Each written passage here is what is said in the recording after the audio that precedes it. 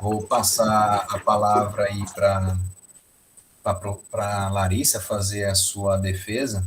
Ela terá de 30 a 40 minutos para fazer a defesa, e depois a gente vai abrir para a banca, né? E cada membro da banca tem 30 minutos, com mais 30 de arguição da candidata, que vai virar em torno aí de 1 hora, mais ou menos, até 1 hora, né? Então, fica definido dessa forma aí. Larissa, fica à vontade para você fazer a sua apresentação.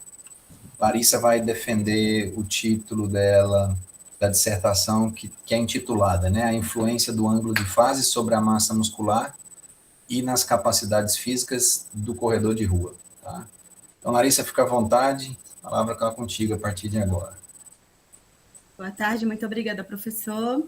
Então, como já foi apresentado, eu sou Larissa Lima Falcão Pantoja Riga, sou mestranda pela Universidade Federal do Vale do São Francisco, faço parte do programa de pós-graduação em Educação Física e sou membro do Laboratório de Pesquisa em Políticas Públicas, Exercício, Nutrição e Saúde, que é o LAPENS. Hoje eu vou fazer a minha defesa pública para a obtenção do título de mestre, cuja nossa pesquisa ela foi intitulada em A Influência do Ângulo de Fase sobre a massa muscular nas capacidades físicas do corredor de rua. Essa pesquisa ela teve sob orientação o profissional de educação física, o professor Dr. Ferdinando Oliveira Carvalho, e a coorientação da fisioterapeuta, professora doutora Rita de Cássia de Oliveira Ângelo. Então, aqui, inicialmente, é um breve sumário sobre os tópicos que iremos abordar nessa apresentação daqui para frente.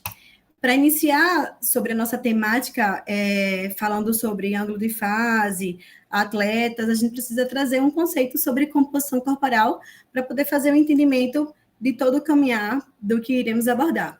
Então, a composição corporal nada mais é do que uma distribuição de gordura tecidual sobre o corpo humano relacionada à massa magra existente. Normalmente, isso é quantificado em percentual, e isso pode refletir também o tecido adiposo acumulado e o restante de tecido livre de gordura. Então, a gente tem o tecido muscular, o tecido de gordura essencial, os tecidos livres de gordura, ossos e outros resíduos corporais. Essas variantes, elas representam os tecidos metabolicamente ativos dentro do corpo humano e, de fato, isso vai refletir sobre a saúde do indivíduo. Então, quando a gente pensa a respeito da composição corporal, a gente engloba o peso corporal total, que, na verdade, é tudo que faz parte do corpo do indivíduo. Sobretudo, estratificando esse conceito, o que traz de especificidade para a gente é a respeito da massa magra. Então, a massa magra, ela é todo o tecido metabólico visceral incluído no corpo humano, menos a gordura corporal. Só que a gente ainda vai trazer uma especificidade um pouco maior. Então, esse grupo de massa magra, ela é diferente do que é massa muscular. Então, dessa maneira, a massa muscular, ela é uma especificidade da variante do tecido muscular. E isso traz para a gente uma peculiaridade, porque ele vai contribuir, de fato, na população central do estudo presente aqui, através do seu desempenho esportivo, auxiliando na prevenção de lesões e desordens musculoesqueléticas. Então, seguramente pela literatura, a gente tem vários métodos avaliativos dentro da composição corporal que podem trazer toda essa estratificação e especificação sobre a questão da massa magra, a massa muscular e o tecido muscular. Então, dentre eles é listado as dobras cutâneas, o DEXA, a tomografia computadorizada, a ultrassonografia e a bioimpedância elétrica. Então, a bioimpedância elétrica nada mais é do que um equipamento que vai fazer uma avaliação desses itens, dessas variantes já citadas anteriormente, como um procedimento não invasivo que não expõe o indivíduo a uma radiação de fácil acesso e portabilidade, sendo um método atualmente seguro, preciso e muito eficiente por ele ser objetivo. Então, dentro da bioimpedância, a gente vai conseguir analisar o índice de massa muscular, o percentual de gordura, a margem de hidratação celular, as taxas metabólicas basais, entre outras variáveis importantes que podem auxiliar o indivíduo atleta ou esportista corredor. E o que a gente tem hoje sobre a bioimpedância no mercado? Então, existem vários tipos de bioimpedância, entre elas com padrões de confiabilidade cientificamente falando ou não. E então, para a nossa pesquisa, a gente precisou trazer algum discernimento, porque hoje existe bioimpedância de frequência única, multifrequencial, segmentar, bipolar, tetrapolar e octapolar. Isso tudo vai trazer sobre as suas características e expectativas quanto à sua acurácia e fidedignidade ao seu resultado final do que é coletado dessas variáveis que a gente precisa. Dentro da bioimpedância, especificamente para a ciência, pensando em validação, para o que a gente precisa de uma bioimpedância tetrapolar ou octapolar, porque é que vão nos dar exatamente a variável do ângulo de fase. Então, o ângulo de fase nada mais é do que, de fato, um ângulo em formato expresso numérico, que ele vai refletir a função celular e a integridade dessa membrana celular. E ele é calculado diretamente a partir dos valores primários da resistência corporal, que imprime uma relação com a quantidade de água corporal e a reatância corporal. Então, de fato, o ângulo de fase, ele é um ângulo entre a reatância e a resistência corporal. Esse ângulo de fase, ele é o arco tangente da reatância com a resistência. Quem nos dá isso é o próprio equipamento da bioimpedância. E, afinal de contas, o que é reatância? Então, reatância é a relação direta da integridade celular da célula. E a resistência é a relação com a quantidade de água corporal. Então, o que isso significa? Que quanto melhor o poder de hidratação celular, ou seja, quanto melhor for a reatância, menor vai ser a nossa resistência. E pressupõe, assim, que melhor será o ângulo de fase. Como que a gente consegue identificar o que é bom ou ruim do ângulo de fase? Então, o ângulo de fase, como eu falei anteriormente, ele expressa, sim, uma forma numérica, um ângulo, onde normalmente ele é predito pela literatura, que ele vai de 0 a 9, podendo chegar até 12, o seu parâmetro, e a gente consegue entender que quanto maior esse ângulo, melhor vai ser a saúde desse indivíduo. Por quê? Quanto maior esse ângulo, melhor vai ser a função celular, mais intacta vai ser essa célula, então melhor vitalidade ela vai ter, melhor capacidade de armazenar energia, melhor resposta celular ela vai dar. Segundo as nossas literaturas, o nosso aporte teórico, o que a gente consegue identificar é que números inferiores a 3, eles não são compatíveis com a vida humana, e números abaixo, eles vão cada vez mais que for o nível abaixo, ele vai dar de muito ruim, normal. Isso vai trazer uma influência direta quanto à capacidade de armazenamento de energia dessa célula. Então, entendendo sobre ângulo de fase, vamos conceituar. Então, o ângulo de fase, ele traz, sim, como biomarcador importante para a saúde humana, ele reflete a razão entre a massa magra e a massa celular corporal, e ele traz a quantidade de tecido metabólico ativo no corpo humano, e ele expressa uma relação de quanto maior ele for, melhor ele é esse preditor para a saúde celular. Então, se a gente conseguiu entender que o ângulo de fase, ele é a relação da massa magra com a massa celular corporal, e a gente entendeu que na massa magra a gente tem tudo menos a gordura, incluindo água e o tecido muscular, que faz parte do índice de massa magra, né, o índice de massa muscular, e na massa celular corporal, a gente entendeu que são todos os tecidos metabolicamente ativos no corpo, a gente entende que todos os tecidos metabolicamente ativos no corpo, eles são ricos em água. E o tecido que a gente quer estudar, ele engloba dentro da massa muscular e ele faz parte de 75%, que é o tecido muscular.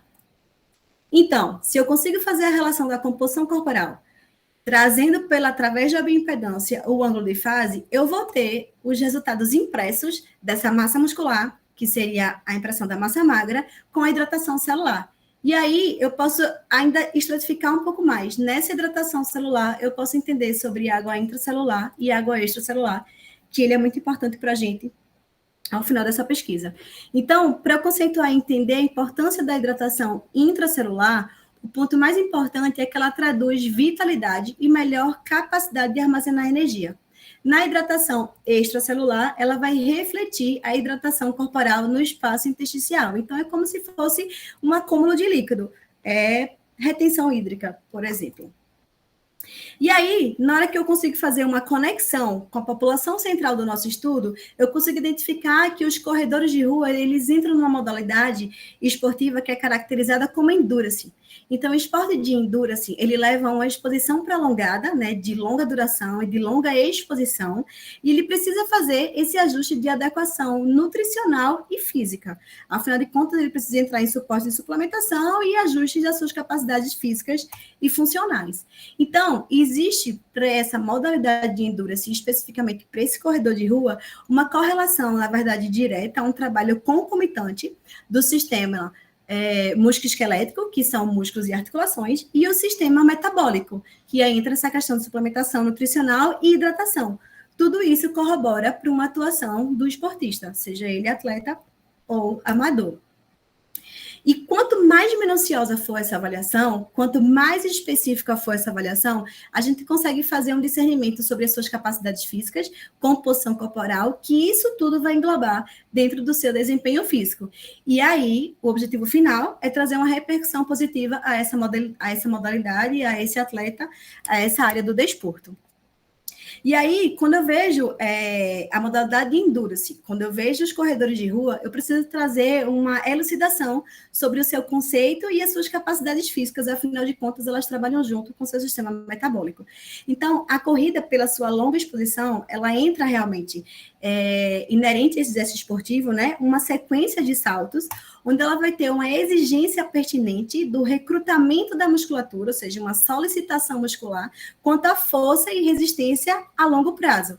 E essa musculatura, ela vai trazer para a gente não só a musculatura cinética da corrida, ou seja, o que ajuda a gente a impulsionar, como a musculatura estabilizadora, porque a nenhum momento durante a corrida a gente tem o apoio dos dois pés no solo. Então, por ser uma sequência de salto, a exigência dela é um pouco maior. E aí entra de fato nesse ciclo. Então, essa modalidade de endurance, o corredor de rua, ele entra nessa solicitação. Musculatura cinética da corrida, ele impulsiona e estabiliza no movimento linear e repetitivo por uma longa duração. Trazendo a especificidade e tentar ser objetivo quanto às informações mais fidedignas dessa população, a gente precisa trazer, dentro das suas capacidades físicas, o que de fato esse corredor de rua utiliza como as variáveis específicas, que é força, potência, impulso e impacto. Como que eu consigo predizer isso? Através de um equipamento validado na ciência, que é a plataforma de força.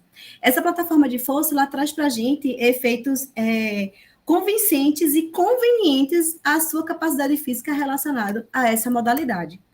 Então, diante da grandiosidade e a especificidade, né, desse processo avaliativo muito meticuloso, a gente consegue fazer, de fato, o acompanhamento desse atleta e esportista através do seu desempenho e tentando proporcionar para ele maior sucesso à sua prática esportiva. Então, a gente pode, assim, assegurar que é possível agregar todas essas informações já preditas, agora resumidamente, de uma tal maneira que elas consigam se complementar. E aí foi isso o objetivo do nosso estudo. Então, a gente teve como objetivo analisar a influência do ângulo de fase na massa muscular e qual a repercussão disso nas capacidades físicas através dos testes de saltos no corredor de rua, de maneira amador, na cidade de Petrolina, na região do Vale do São Francisco. Como objetivo secundário, a gente também averiguou a relação do perfil antropométrico versus massa muscular, ângulo de fase, através da bioimpedância elétrica tetrapolar, que aqui nos dá uma assiduidade e uma segurança quanto à mensuração do ângulo de fase, e já tem o seu aporte científico muito bem descrito na literatura, e investigamos a correlação desse ângulo de fase da massa muscular com as variáveis dos testes de salto no corredor de rua, dentro dessa especificidade que ele utiliza, de fato. Então, impulso, pico de potência, pico de força e impacto. Então, no nosso aporte teórico, o que foi que a gente viu? A gente tentou fazer uma correlação para tentar chegar num senso comum do que iria ser pesquisado. Então, hoje na literatura, dos últimos 5 anos para cá, quando a gente vai fazer um estudo relacionando o ângulo de fase esportista, a gente encontra esse artigo publicado numa revista de Qualis A1, no ano de 2022. Foi um estudo de característica experimental na população, de fato, de esportistas, de atletas, porém com fisiculturistas, e o objetivo principal foi avaliar a fração de água corporal. E eles tiveram, sim, um achado significativo e estatisticamente relevante nas mudanças significativas das frações de água corporal, fazendo essa correlação do meio intracelular com o meio extracelular. Quando a gente traz para a temática ângulo de fase e qualidade muscular, a gente vê nessa revista também de Qualizar 1, recente em 2021, no estudo observacional, nesse caso com uma amostra um pouco maior, sobretudo heterogênea, porque eles avaliaram jovens, adultos, idosos, de ambos os gêneros, mas o objetivo foi avaliar o ângulo de fase e a qualidade muscular. E ainda assim, mesmo nessa heterogeneidade amostral da população, eles conseguiram observar que o ângulo de fase, ele tem sim uma relação direta com a qualidade muscular, e nos idosos ainda teve a detecção, né, ou seja, o poder de ser um preditor de diagnóstico para a sarcopenia. Então, foi um ponto muito possível para a ciência. Mas quando a gente relaciona ângulo de fase com corrida, a gente já não tem um campo vasto com relação a isso. Encontramos esse artigo de Qualizar 2, no ano de 2020, onde a gente teve um N amostral grande de 2.264 indivíduos participantes e uma avaliação a longo prazo, de 1999 a 2016. E eles averiguaram o ângulo de fase relacionado à velocidade na corrida e tiveram um efeito satisfatório. E aí, quando a gente vai trazer atualmente, especificamente no ano de 2023, tem esse artigo que ele foi publicado em abril e foi recentemente liberado para todo mundo, onde ele traz como se fossem as futuras linhas de pesquisa, o que a gente tem hoje de pesquisa, né, de procura de ângulo de fase, os seus pontos fortes e as suas limitações. Então, quando a gente vai olhar sobre, na ciência, o interesse de fazer a publicação, né, e o acompanhamento do ângulo de fase, a gente vê que na medicina ele ainda encontra cerca de 40,3%, de fato. Mas quando a gente vem para cá, para a multidisciplinaridade, a gente tem apenas 1,2%. Segundo o Web of Science, quando a gente vai procurar sobre o ângulo de fase nas diversas áreas de estudo, quanto maior é o quadrado, maior é o interesse da população de estudo sobre a temática. Então, ela tem uma área específica grande para fisiologia, para nutrição, mas na nossa área de pesquisa atual, que seria a ciência do esporte, ainda é uma área que dá para a gente crescer bastante. E ainda trazendo nessa outra figura, que eles caracterizam como mapa bibliométrico de palavras-chave relacionadas ao ângulo de fase, é como se fosse uma nuvem de palavras que é procurada e ela tem uma interação com o ângulo de fase. A gente consegue entender, essa pesquisa foi feita em fevereiro, né, de 2023, então, de fato, é muito recente, que tem o ângulo de fase, realmente, ele tem uma projeção de interesse com relação a essas publicações, a pesquisa. Mas o que se aproxima a ele é a composição corporal, nutrição, os assuntos que a gente tenta abordar, que são atletas, atividade física, exercício e qualidade muscular, a gente vê que ainda está muito aquém, porque quanto maior seria essa bolinha, melhor é mais procurado, né? Quanto mais perto dele também, quanto mais longe, a gente tem menos interesse. Então, é uma área que ela é crescente e que, de fato, traz pouca publicação ainda no meio acadêmico. E aí ficaram os gaps, né, que seriam essas lacunas que iriam embasar o nosso estudo, que foi a quantidade dessa população estudada e a comparação entre os gêneros. Então, a gente não encontrou um artigo que trouxesse isso, uma especificidade dessa população dos corredores. Não houve uma especificidade quanto ao treino, quilometragem, indivíduos treinados ou não, uma homogeneidade de fato para essa amostra, e ainda assim uma precariedade com a relação das capacidades físicas bem específicas, correlacionando um ângulo de fase, massa muscular, hidratação, nesses esportistas como um todo. Então, o que a gente conseguiu entender, se a gente traz um ângulo de fase que tem um aporte importante para a gente dentro do índice de massa muscular, que traz para a gente uma resposta de hidratação intra ou extracelular, e isso pode ser traduzido dentro das capacidades físicas desse atleta corredor, como força, potência, impulso e impacto, que são as variáveis utilizadas especificamente para essa modalidade, a gente decidiu trazer dentro disso da nossa metodologia. Então, o estudo atual, ele trata-se de um estudo transversal, observacional, de caráter analítico. Todo o protocolo ele foi analisado e aprovado pelo Comitê de Ética em Pesquisa da Unesp, que é a Faculdade de Ciência e Tecnologia do campus de Presidente Prudente, e ela foi desenvolvida no Laboratório de Pesquisa de Políticas Públicas, Exercício, Nutrição e Saúde, que é o LAPENS, dentro da Universidade Federal do Vale do São Francisco, no campus Petrolina. Então, dentro do laboratório de pesquisa do LAPENS, era dividido em duas salas. A sala 1, era onde tinha feito a avaliação, que era o momento 1, e a sala 2 era o momento 2. A nossa população-alvo foram os praticantes de corrida de rua. o que é que a gente fez? A gente tentou garantir que a gente tinha ali indivíduos treinados. Então, a nossa amostra compreendeu por corredores de rua que corriam 15 quilômetros ou mais nos últimos 6 meses que antecederam essa pesquisa. Isso daria, em média, um corredor que praticava seus treinos assíduos de pelo menos 3 vezes por semana ou que corriam, em média, 30 quilômetros, 25 quilômetros. Então, eram corredores, indivíduos de fato treinados, e era essa homogeneidade que a gente tentou fazer.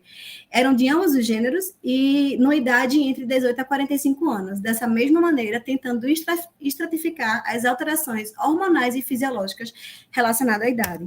Então, nosso N amostral final foi a quantidade de 29 homens e 28 mulheres, num total de 57 participantes da pesquisa. Dentro do critério de exclusão, estavam os esportistas com fatores de risco para doença cardiovascular, histórico agudo do miocárdio, taquicardia, que era tabagista, alcoolista, tinha hipertensão arterial, dislipidemia, diabetes, sinal de Gaudet positivo ou alguma cirurgia ortopédica recente ou de qualquer outra natureza que impedisse a realização ali da avaliação. Dentro da seleção amostral, foi feito o nosso cálculo amostral baseado na análise prévia das assessorias de corrida de Petrolina e Juazeiro. Então, a gente pegou basicamente 5 assessorias de grupos específicos da região, que era o APA, Corredores do Vale, Corredores do Sertão, Pelascado, Trivale, Turma da Madrugada, o ENAC. Nessa população, a gente trouxe uma população finita, com erro amostral de 5%, nível de significância 95%, um poder do estudo de 50% no programa G-Power 3.1.9, 7. Como foi feito o recrutamento desses participantes?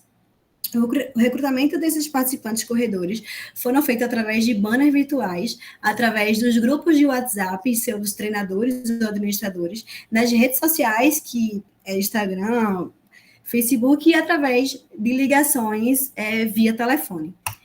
Os interessados nessa pesquisa entraram em acesso direto, eram direcionados para ter um acesso direto no WhatsApp exclusivo da pesquisa. No WhatsApp exclusivo da pesquisa, os nossos colaboradores já eram direcionados para os interessados fazerem o preenchimento do formulário digital, que era como se fosse o formulário de primeiro contato, e ali sim ele já fazia uma triagem que era elegível ou não à pesquisa. Então, o formulário era através do Google Forms e compreendia por 8 perguntas.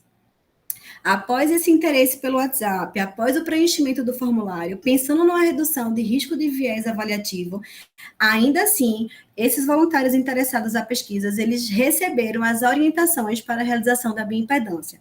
A bioimpedância, por ser um método preciso de avaliação da composição corporal e fidedigno quanto aos seus resultados, ele precisa também trazer algumas das particularidades.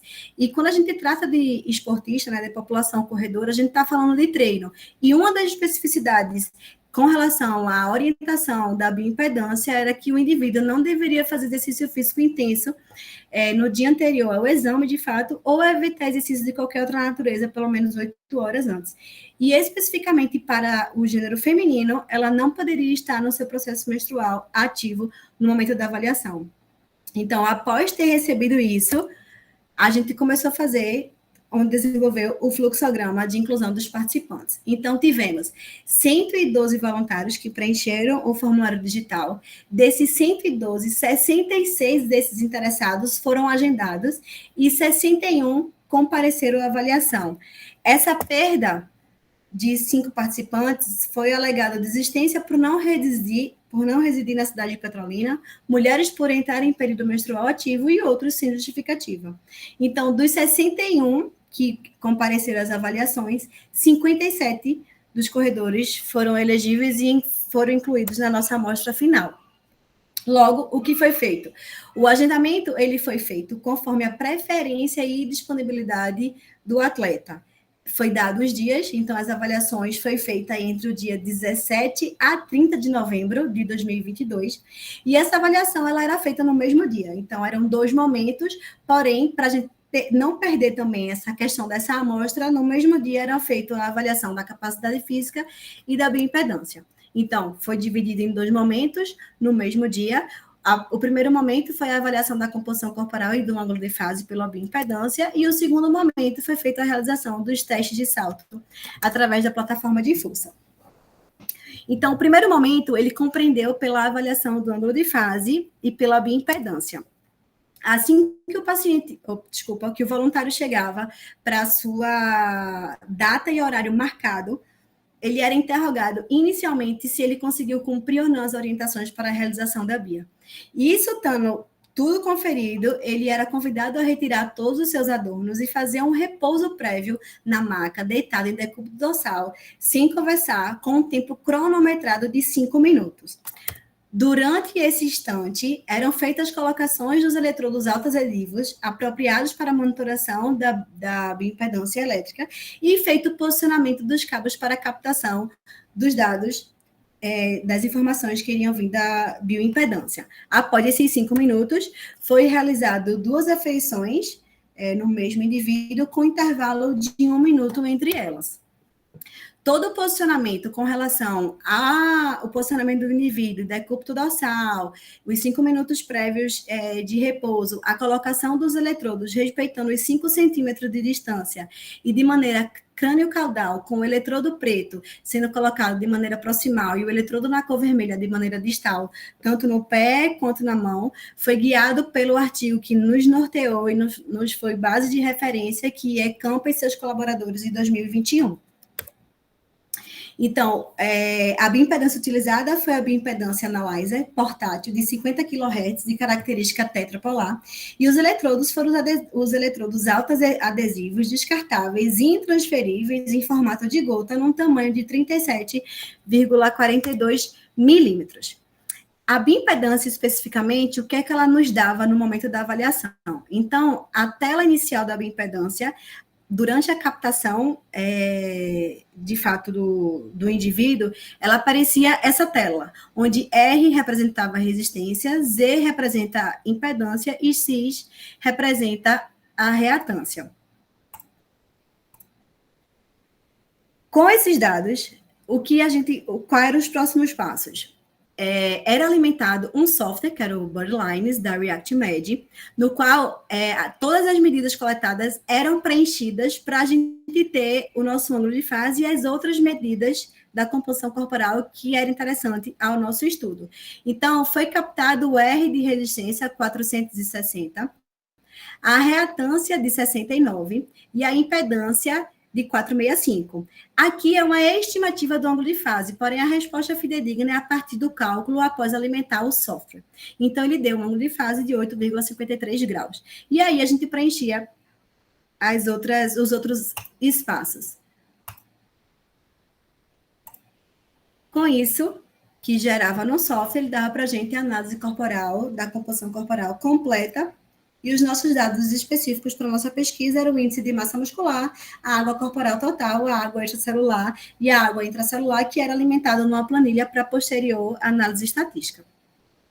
Após o momento da avaliação da bioimpedância, esse indivíduo ele era convocado a se levantar da maca para fazer a avaliação da composição corporal através da antropometria. Então, foi averiguado quanto peso, altura, circunferência de cintura, braço e panturrilha, utilizando a trena corporal antropométrica de aço da marca Sescoff e uma balança antropométrica digital com estadiômetro.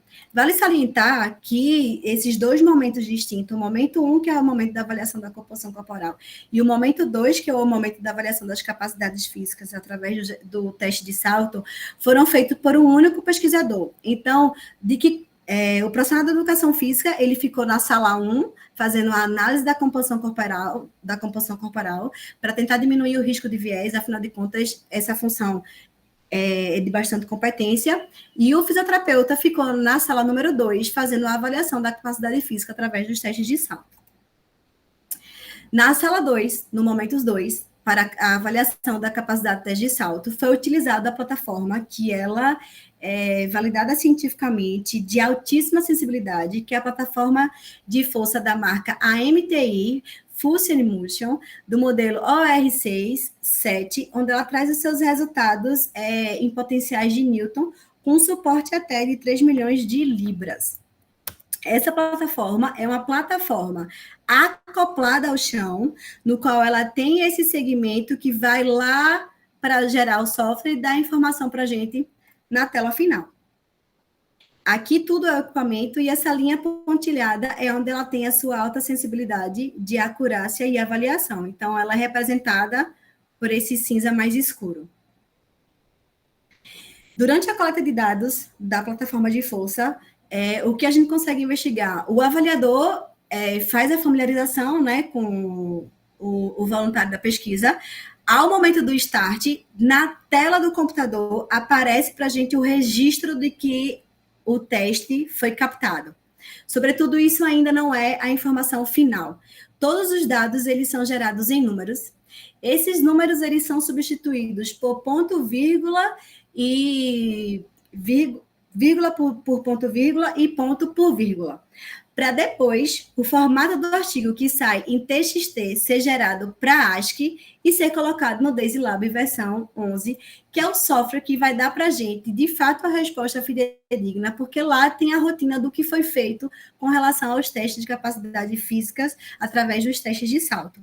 Então, colocado nessa rotina, ele vai gerar aqui, de fato, o gráfico que foi feito. Então, o início do movimento, o tempo de voo, a aterrissagem, né, o pico de força, tudo isso vai dado indivíduo por indivíduo, quanto à sua massa, o seu impulso, o pico de força, voo, altura de salto. Então, a gente consegue trazer dados objetivos do que está sendo mensurado através daquela plataforma de força. E isso tudo foi com o aporte desses estudos que trouxeram para a gente como referência base, né, que pesquisaram na mesma plataforma de força os testes que a gente também pesquisou. Então, foi nos orientado e foi dado como referência fazer 2 testes que traduzam o gesto esportivo do corredor. O primeiro foi o contramovimento jump test.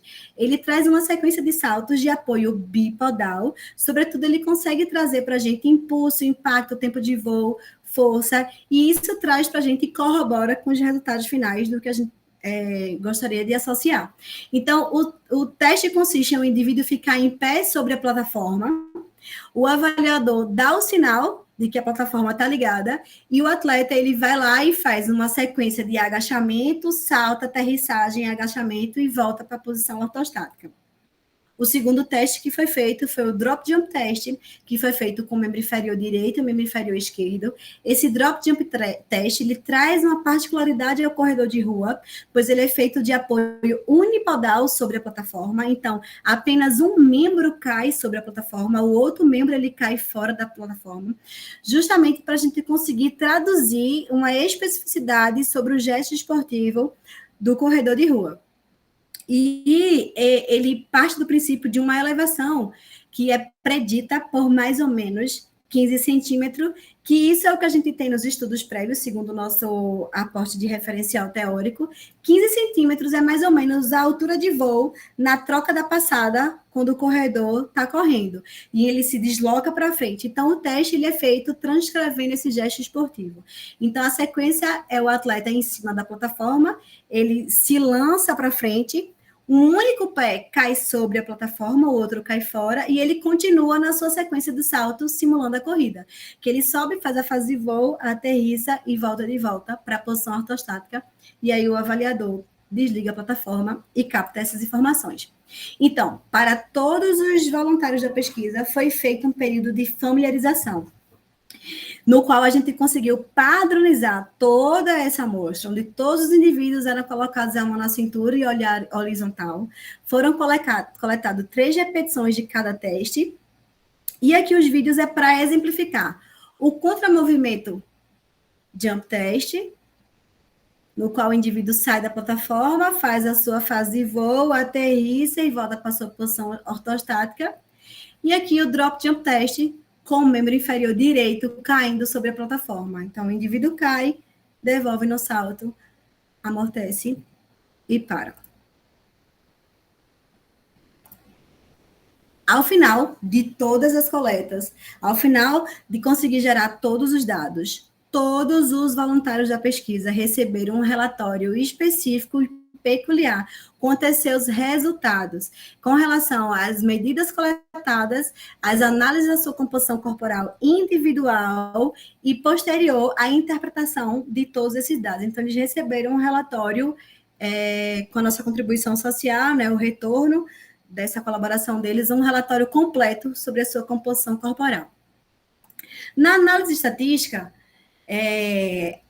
após os resultados, né, dessas amostras extraídas, a gente utilizou o teste de normalidade de Shapiro-Wilk, o ANOVA para variações paramétricas e o Kruskal-Wallis para as não paramétricas. O teste T de Student para amostra independente, análise descritiva de média, desvio padrão e na comparação entre os sexos, a correlação linear de Pearson para as correlações do ângulo de fase, o índice de massa muscular sobre as variáveis dos testes de salto, e para a comparação dos efeitos entre sexo e as variáveis do ângulo de fase e o índice de massa muscular, foi utilizado o ANOVA ou o Kruskal-Wallis teste. Adotamos um nível de significância de P menor que 0,5. O software utilizado foi o JASP, versão 17.1, para o Windows. E aí estão os nossos resultados. Então, quanto à caracterização geral da amostra, divididas por sexos, o que a gente conseguiu observar é que a maioria das variáveis estudadas, elas tiveram relevância estatística, exceto para a idade e a água extracelular.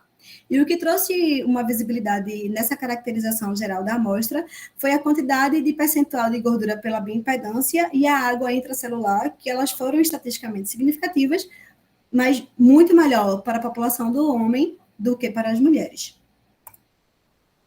Na tabela 2, que é a comparação das variáveis antropométricas divididas pelo sexo e percentil 50 para o ângulo de fase, a gente consegue observar que quase todas as variáveis estudadas e analisadas apresentaram diferença estatística, exceto a idade. E os homens apresentaram melhores valores quando a gente vai fazer essa análise e comparação entre homens e mulheres. Porém, não houve diferença estatística no ângulo de fase na interação de sexo e ângulo de fase. Ainda na tabela 2, o que chamou a atenção foram os valores desejáveis, tanto para homens quanto para mulheres, nas variáveis de IMC e circunferência de cinturas. Na tabela 3, quando a gente faz a comparação das variáveis da saúde celular, divididas pelo sexo, percentil 50 do ângulo de fase, a gente vê que teve diferença estatística em quase todas as variáveis, exceto para a água extracelular. E o que chama atenção é que a reatância ela foi a única variável que deu uma diferença estatística, né? Ou seja, foi relevante, significante, tanto para o sexo quanto para o ângulo de fase. Nessa mesma tabela, os homens também apresentaram índices melhores com relação às variáveis de percentual de gordura, massa livre de gordura e a água intracelular.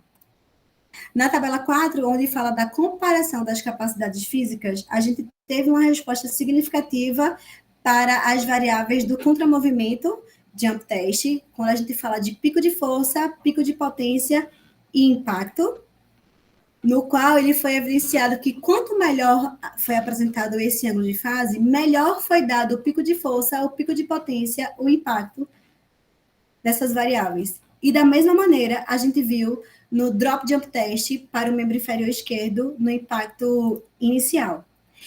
Nessas outras variáveis, ainda na tabela 4, apresentaram diferença estatística entre os sexos, porém os homens, mais uma vez, mostrando que existe um diferencial um pouco melhor quando comparado aos níveis das mulheres, tanto para o CMJ quanto para o DJ, DJD e DJE, que é o membro inferior direito e o membro inferior esquerdo. A única variável que evidenciou diferença estatística em todos os quesitos analisados na nossa tabela 4, que é a comparação das capacidades físicas, foi o contramovimento jump test para o pico de potência. Então, mostrou que quanto melhor o ângulo de fase, melhor o pico de potência entre os grupos e intragrupos. Na tabela 5, que traz para a gente a comparação das variáveis antropométricas divididas pelo sexo, percentil 50 e o índice de massa muscular, mostrou para a gente a diferença estatística de fato relevante, porém, exceto para a idade. E o que chama atenção são que duas variáveis elas tiveram relevância estatística entre sexos e entre o índice de massa muscular, mostrando que o IMC e a circunferência de panturrilha elas têm uma diferença significativa. Na tabela 6, a gente viu que na comparação das variáveis da saúde celular, né, pela bioimpedância e o índice de massa muscular, todas as variáveis analisadas elas apresentaram diferença estatística. E a maioria tiveram diferença estatística entre os sexos, exceto a água extracelular. Ainda na tabela 6, o que chamou a atenção foram as duas variáveis da massa livre de gordura e da água intracelular. Quanto maior a água intracelular, melhor foi a massa livre de gordura, consequentemente, foi melhor para o índice de massa muscular. Quanto maior a água intracelular, melhor foi dado o seu índice de massa muscular, menor foi dado a sua resistência e maior foi dado a sua reatância. Na tabela 6, a gente também evidencia na comparação das variáveis das capacidades físicas pelo índice de massa muscular que todas as variáveis analisadas elas trouxeram relevância estatística entre a variável sexo. E o que se destaca é no contramovimento jump test para o pico de força e no contramovimento jump test para o pico de potência, que houve diferença estatística para os sexos e para o índice de massa muscular. Ou seja, quanto maior, melhor. E, por fim, a gente trouxe essa correlação, que era o nosso desfecho principal, dentro do ângulo de fase, índice de massa muscular e as capacidades físicas desse corredor de rua. Então, a gente encontrou uma correlação moderada para o ângulo de fase, o índice de massa muscular e algumas capacidades físicas, uma correlação forte no índice de massa muscular com o contramovimento jump test para o impulso e para o pico de potência. E a gente observou que isso vai inferir em quanto melhor o ângulo de fase, melhor o índice de massa muscular, que vai refletir nas variáveis de pico de força, impulso, potência, voo e impacto. Dentro de todos os nossos resultados, da nossa discussão, a gente já começa trazendo uma justificativa que, ao mesmo tempo, acaba sendo uma afirmativa, pois, diante do nosso referencial teórico e as lacunas encontradas, a gente conseguiu perceber que o nosso estudo, de fato, foi o primeiro a conseguir fazer a investigação dessa influência do ângulo de fato correlacionado à massa muscular nas capacidades físicas, através do exercício esportivo, que são os testes de salto, no corredor de rua de característica amador. Então, por meio das comparações das variáveis antropométricas com o ângulo de fase, todas as variáveis apresentaram diferença estatística entre os sexos, o P foi adotado P menor que 0,05, exceto para a idade. Então, homens, eles apresentaram resultados melhores para o peso corporal, circunferência de cintura e panturrilha. Então, para dar um aporte ao nosso estudo, Jarenkó e seus colaboradores, em 2022, num estudo muito recente, ele fez a relação entre a composição corporal, né, e o ângulo de fase, no estilo correlacionando o estilo de vida em indivíduos jovens. Então, a idade média dos seus indivíduos era uma idade média de 21 anos. Ele fez um estudo observacional, no qual ele trouxe a maior parte do sexo feminino, contra 42% do sexo masculino. Ele avaliou hábitos alimentares, qualidade de sono, regularidade ao exercício, e ainda assim a composição corporal e algumas medidas antropométricas usando a bioimpedância elétrica. E ele conseguiu estimar diferença significativa entre os sexos, só que sendo favorável para o sexo masculino, apesar da sua amostra ser maior no gênero feminino. Na mesma prerrogativa, quando a gente faz a análise de comparação com outros estudos, Mundstock em 2018 e Sardinha também em 2018, sem pontuar as modalidades estudadas que foram influenciadas através do exercício físico com a repercussão no ângulo de fase, concluíram que o ângulo de fase está diretamente ligado à saúde celular, independente da idade. Melhor seria a relação do indivíduo com relação ao ângulo de fase para um indivíduo ativo, quanto maior o ângulo de fase, maior a integridade celular, obtendo, assim, uma melhor resposta muscular. Essas conclusões, elas corroboram com os nossos resultados, principalmente na comparação das variáveis da saúde celular com o ângulo de fase. Então, quando a gente tem o índice de massa muscular, o percentual de água intracelular, o percentual de gordura e a massa livre de gordura, a gente viu que, estatisticamente, eles foram significativas entre os sexos, sendo o homem em maior escala, apresentando ainda um melhor ângulo de fase. Trazendo força aos nossos resultados, Marini, em 2019, e seus colaboradores, ela estudou sobre a bioimpedância e a BIVA, que é a análise da bioimpedância de característica de análise vetorial, em atletas. Sobretudo, ela não distinguiu gênero, modalidade e nível dessa atividade esportiva. Porém, conseguiu destacar a diferença significativa para o ângulo de fase entre os gêneros e melhora do percentual da água intracelular e do índice de massa muscular. Essa conclusão, como eu falei, ela realmente fortalece a atual pesquisa, que na conjuntura apresentou uma amostra homogênea, não só entre os sexos, mas especificamente da qualidade dos atletas, né, os esportivos, na categoria de exercício físico. Ainda nessa comparação das variáveis da saúde celular com o ângulo de fase, destaca-se também a variável da reatância, que se mostrou como a única variável de fato estatisticamente significativa para o sexo e para o ângulo de fase lá na nossa tabela 3. Logo, quanto maior a reatância, menor a resistência, melhor o ângulo de fase e melhor a hidratação intracelular. E aí, trazendo esse aporte, Henry Lukács, em 2019, no seu estudo também muito recente, ele verificou, de fato, essa relação direta do ângulo de fase com essa variação da resistência e reatância corporal. E ele conseguiu reforçar essa afinidade do percentual da água intracelular e trouxe essa afirmativa da relação da água intracelular com a reatância corporal sendo oposta à resistência. Dessa maneira, colaborando com os nossos achados. Quanto maior a reatância, menor a resistência, melhor o ângulo de fase e melhor a hidratação intracelular. Que foi visto isso na nossa tabela 6, trazendo não só o trabalho de Lukács para dar força, como o trabalho de Nunes em 2022. O percentual da água intracelular, ele infere-se em melhor dados no índice de massa muscular, induzindo uma menor resistência e uma maior reatância corporal, que foram os nossos achados. E aí, Akamatsu, em 2021, ele averigou a acurácia do ângulo de fase como um marcador de qualidade muscular. Ele utilizou a dinamometria para fazer essa qualidade muscular, né, com relação à força muscular através da preensão palmar, e junto a essa força muscular, ele teve uma resposta positiva na influência do índice da massa muscular através dos dados da bioimpedância, correlacionando os achados do ângulo de fase, fortalecendo a presunção de que existe sim uma influência do ângulo de fase no índice de massa muscular e na repercussão das capacidades físicas, transcrevendo o gesto esportivo. De tal maneira que a gente conseguiu averiguar isso no nosso estudo. Então, na variável do contramovimento de uptest, a gente viu que quanto maior foi o ângulo de fase, melhor a gente teve dados para o pico de força, pico de potência, impulso e impacto. Da mesma forma, para o drop jump test à esquerda, a gente teve um resultado, quanto maior foi o ângulo de fase, melhor foi o impacto inicial e final.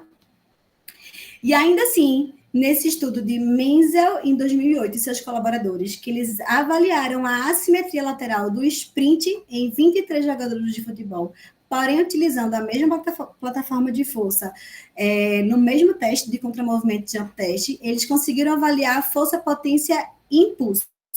Sobretudo, a conclusão desse artigo, ele fala que eles precisavam se certificar com relação à execução e à técnica do teste, pois teve uma correlação muito baixa, que, na verdade, foi o contrário do nosso estudo. Mas a gente acredita que, nesse sentido, né, com base nessas apurações, dessa pesquisa que foi base e referência para a gente, ao aplicar a padronização e as técnicas conforme a execução dos testes de salto, a gente conseguiu trazer uma correlação forte entre as variáveis de pico de potência e impulso para o contramovimento jump test, carregando a indicação de que quanto melhor o índice de massa muscular, melhor o impulso e o pico de potência. Da mesma maneira, teve uma correlação moderada para o índice de massa muscular, pico de potência e impacto para o contramovimento jump test com o ângulo de fase, mostrando que quanto melhor for o ângulo de fase, melhor foi o resultado das variáveis específicas. Uma correlação moderada também a gente teve para o índice de massa muscular, quando a gente coloca o pico de potência, altura de salto, voo e impacto, evidenciando que quanto melhor o índice de massa muscular, melhor são os resultados dessas variáveis. Então, dentro do nosso estudo, o que a gente traz como pontos fortes e limitações, como ponto forte foi o nosso N amostral, com relação a não só a quantidade, mas a homogeneidade, traduzindo isso em maior confiabilidade dos resultados, e a limitação principal que a gente encontrou, na verdade, foi o tempo de disposição para essa avaliação, tendo em vista a manifestação de interesse de outros corredores que eram residentes em municípios circunvizinhos e, por algum motivo, dentro dos dias limites de avaliação, não conseguiram estar presentes. E aí, aspectos perspectivas e recomendações do nosso estudo dentro dos nossos resultados e do nosso aporte com referencial teórico, a gente viu que poderia ter sido inferido, né? Ou seja, isso fica uma recomendação para os estudos futuros, a possibilidade da inclusão da BIVA, que é a avaliação da análise vetorial da bioimpedância elétrica, sendo ela clássica ou específica, podendo ainda também associar, dentro das avaliações das capacidades físicas, associar a avaliação de força, com instrumentos validados pela pesquisa, que pode ser o dinamômetro ou o isocinético.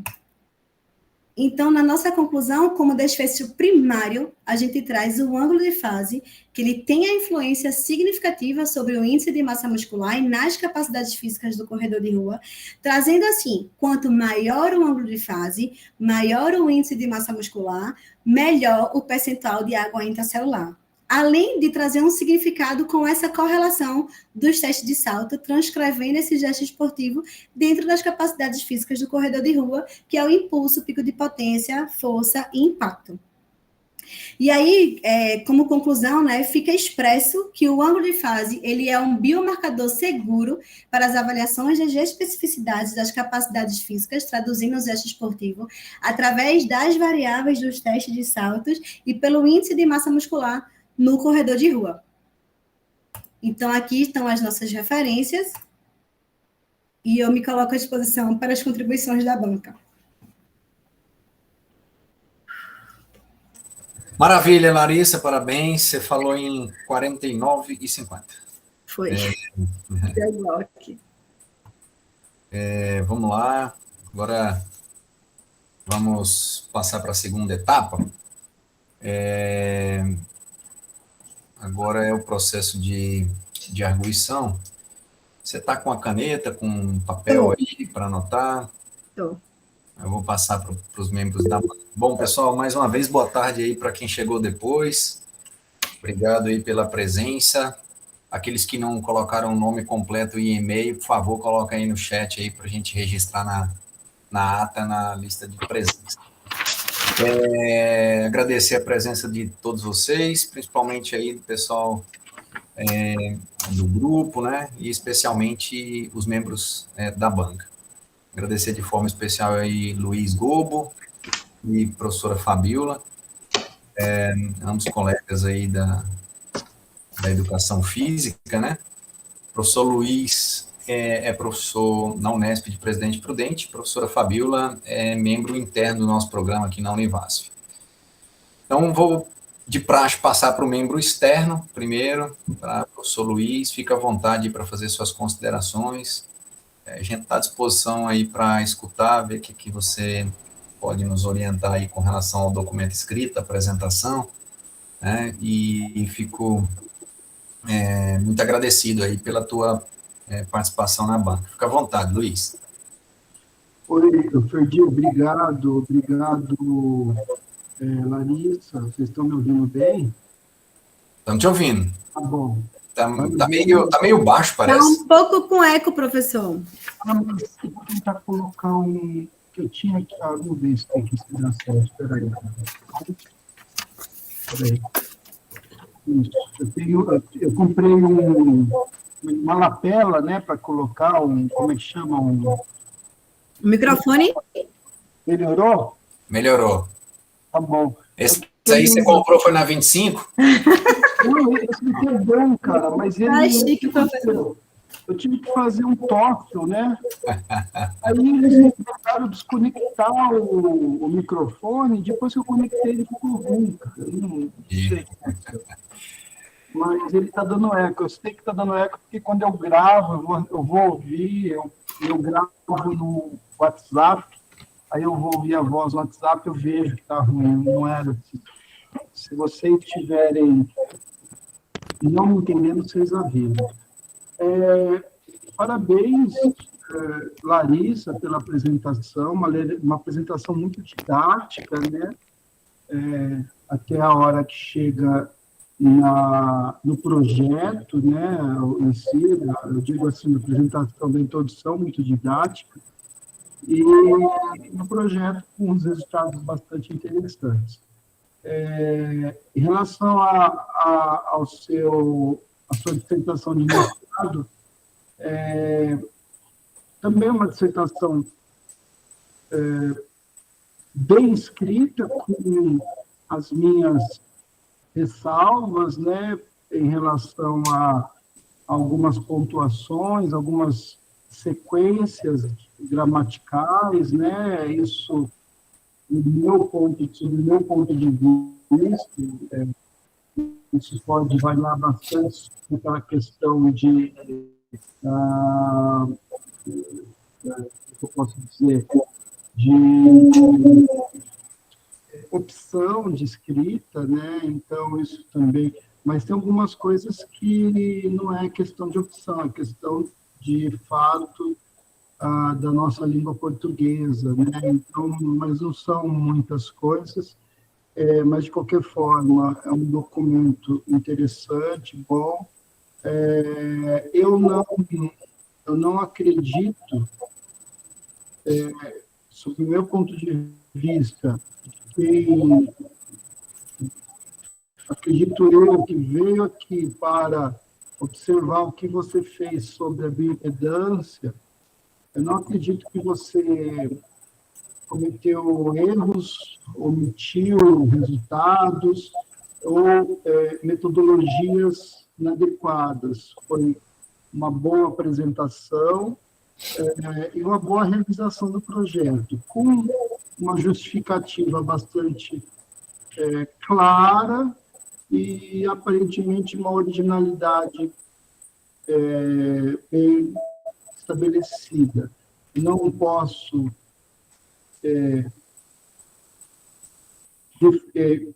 deixar aqui uma certeza da originalidade, porque, de fato, o tema bioimpedância, ângulo de fase, vem sendo publicado com bastante frequência ultimamente. E se vocês demorarem um pouquinho para publicar esses resultados, pode ser que surja em algum lugar do mundo alguém publicando algo sobre corrida de rua, né, ou corredores de ângulo de fase. Tá? Também, em relação às questões biomecânicas, né, principalmente as questões relacionadas aos saltos, achei bastante interessante para fortalecer aquele pensamento de que a bioimpedância e as suas propostas alternativas à composição corporal, ela é válida, né? Ou seja, a bioimpedância tem relação com funcionalidade, né? Então, esse estudo eu acho muito interessante, porque ele tem essa ligação muito estreita com a funcionalidade, mais especificamente com a biomecânica, né? Então, isso é importante. Então, fica aí uma decisão bastante importante para vocês, a hora de decidir. Eu não sei se eu perdi isso ou vocês não colocaram, né? A hora de decidir a revista para a qual vocês vão fazer a publicação do artigo. A primeira pergunta é: você já tem em mente os produtos que vai sair dessa dissertação? Quantos artigos? Um artigo só? Ou você vai dividir isso em partes? O que vocês têm pensado em relação especificamente a esta dissertação? Na verdade, quero agradecer as contribuições e toda a ajuda, né, que o senhor tem dado. E o projeto, realmente, a gente vai conseguir fazer... Tá bom o som? Porque eu coloquei o fone, desculpa. Estou ouvindo. Tá. Então, desse trabalho, de fato, a gente vai pretender fazer 2, 3, porque a gente conseguiu trazer realmente uma coleta de dados importantes, e eu acredito que dentro do que foi coletado, professor, aí, sendo sincera, até porque a gente já teve até alguns momentos de reuniões prévias com relação a isso, dá para a gente acrescentar a BIVA. Talvez demore um pouco mais para fazer essa análise vetorial, mas eu acredito que a gente tem dados para isso também, porque tivemos dentro do cálculo amostral, né, um N bem expressivo para a gente, e assim, como foi dito, uma amostra homogênea com relação a indivíduos realmente treinados. Então, os dados que foram extraídos desses resultados foram dados realmente fidedignos, que trazem um suporte para a gente, como foi dito, né, para a literatura, né, para a ciência atual, que até o momento a gente não acha realmente essa base de dados fazendo essa relação com as nossas capacidades e variáveis analisadas. E é isso, eu acho que a gente precisa correr no tempo para conseguir extrair aí 2, 3 artigos e, se for possível, conseguir fazer a análise da BIVA dentro do que a gente tem da coleta de dados. A questão da BIVA era uma pergunta minha, né? Você faz, na sua revisão de literatura, em algum momento ela cai meio que de paraquedas, assim, né? E cai, inclusive, falando a BIVA específica, né? Eu acho que você deveria tomar cuidado, né, em relação a apresentar um conceito sem defini-lo, né? Então, ela ficou muito superficial, ainda que você não a utilizou na sua dissertação, você apresenta o termo, né? Então, fica aquela decisão, né? Não apresentar o termo totalmente, já que você não utilizou, ou apresentar o termo, mas só por conta que, no final, você vai colocar que é uma das propostas futuras o levantar de bola, né, do vôlei, né? Você está levantando uma bola para uma próxima pesquisa, né? Então, você fez ali uma breve apresentação de um estudo que utilizou BIVA clássica, né? BIVA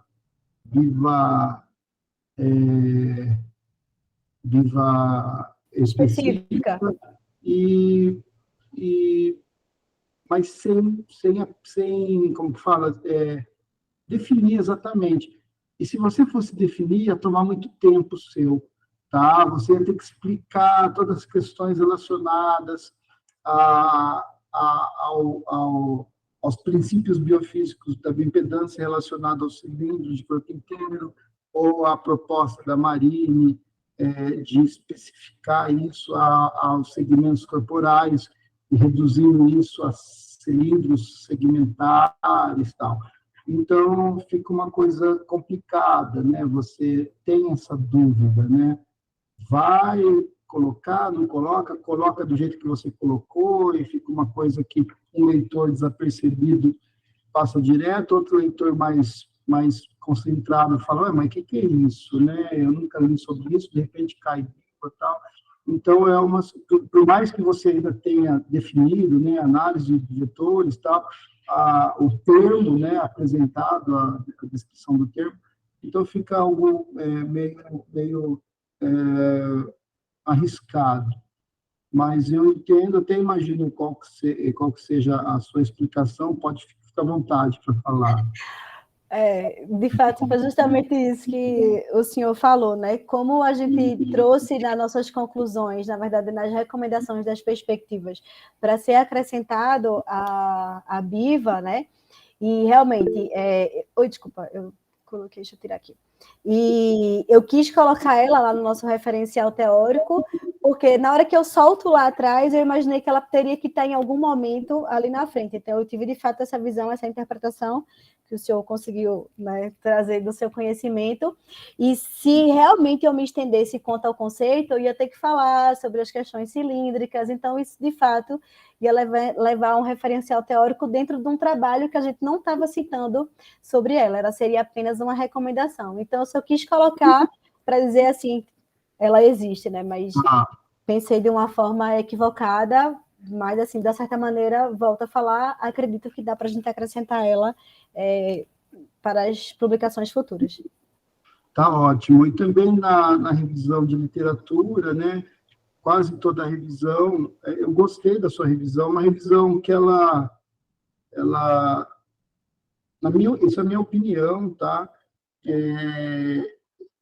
É difícil hoje você agradar a todos. Eu não estou falando em relação a Fabíola em si, ou a Ferdinando, ou qualquer outro leitor, estou falando da área da bioimpedância mesmo, né? Então, tem pessoas que gostam de uma coisa, pessoas que gostam de outra e tal. Mas dentro da proposta a que se pretende, você escreveu aqui que era necessário entender. Mas faltou uma coisa importante. Faltou você explicar melhor a relação da variação do ângulo de fase e o exercício em si, né? Então, aquela questão do plano cartesiano mesmo, né? Deixar claramente explicado por que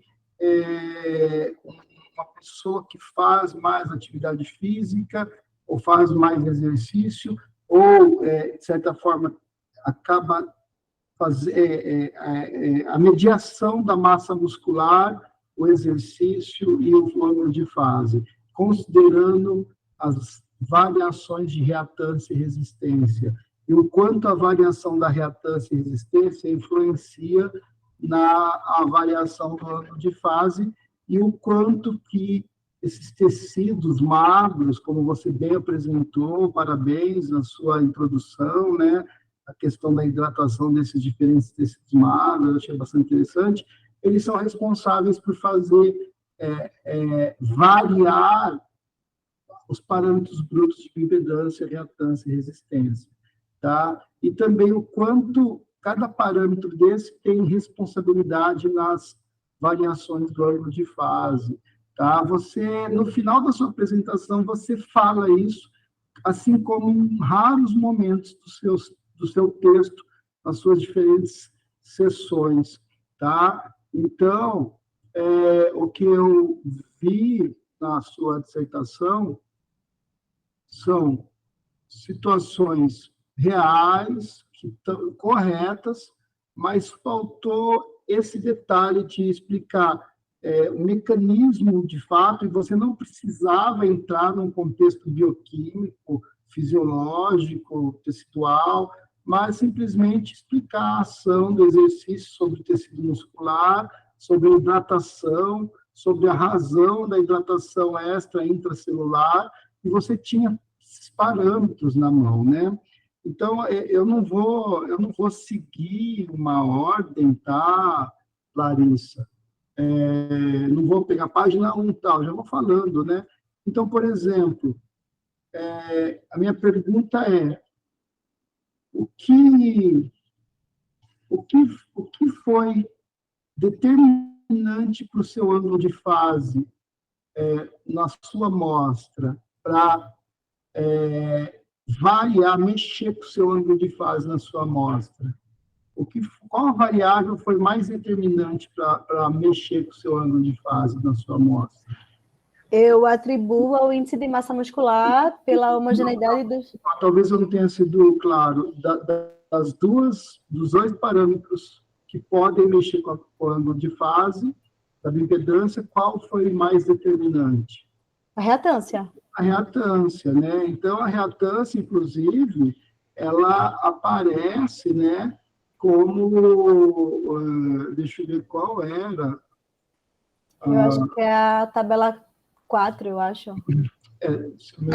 Que ela foi a única que deu, né? Peraí.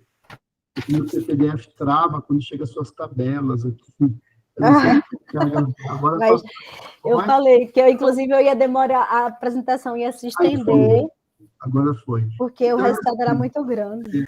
Então, por exemplo, a tabela 3, né? A tabela 3, ela já esclarece muita coisa, o projeto inteiro, tá bom? A tabela 3, ela já dá um indicativo, Larissa, do que vai acontecer. No decorrer do trabalho, né?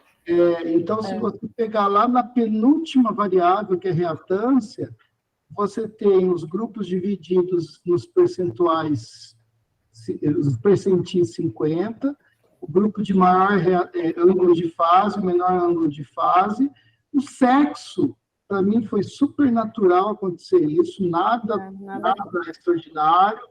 A única coisa que ia me chamar a atenção é se houvesse interação, houve em um momento, aí eu queria entender essa interação depois, mas o sexo, para mim, foi super tranquilo, porque há diferença no ângulo de fase, há diferença em massa muscular, talvez haja diferença, como houve na funcionalidade, tá? Então não tenho nada a perguntar em relação a isso, mas quando você chega na tabela 3, na penúltima variável analisada, reatância, entre os grupos, há diferença na reatância.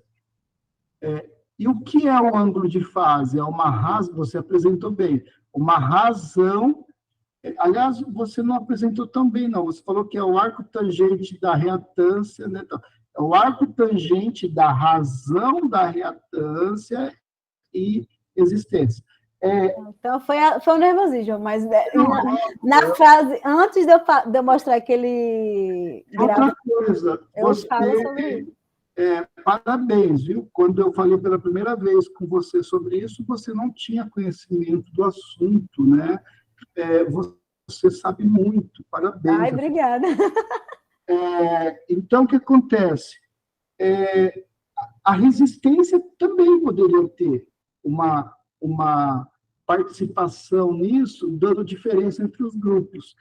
E a resistência apresentou um P de significância de 0,559, tá? Ou seja, não chegou nem perto de dar diferença. O grupo com menor ângulo de fase, ele ficou um pouco mais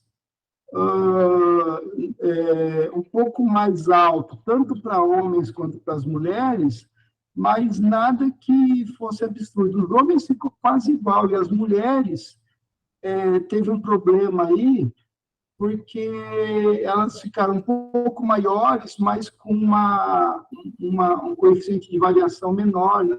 Um seu padrão menor. Né? Isso pode ter, talvez... influenciado, né? Influenciado um pouco.